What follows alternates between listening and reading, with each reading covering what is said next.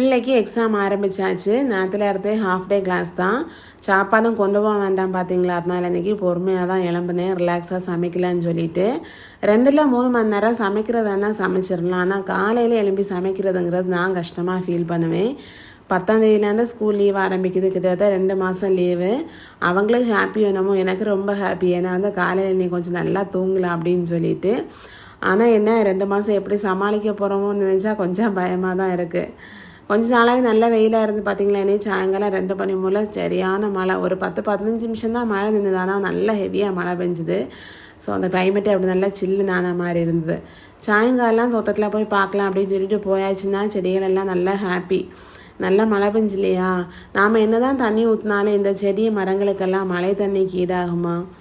அப்படியே எப்போ தான் தோட்டத்துக்கு போனாலும் ஏதாவது ஒரு காய் பறிக்கிற மாதிரி இருக்கும். இன்றைக்கி 2-3 பார்க்க நின்று அதை பறிச்சுட்டேன். வீட்டுக்கு வந்ததான் கூட கொஞ்ச நேரம் பிள்ளையும் படிக்க வச்சுட்டு அப்படியே நைட்டு சமையலெல்லாம் ஆரம்பிக்கலான்னு சொல்லிட்டு சாப்பாட்டு வேலையை ஆரம்பித்தாச்சு. இன்னொரு வீடியோவில் பார்க்கலாம். தேங்க்ஸ் ஃபார் வாட்சிங். பாய்.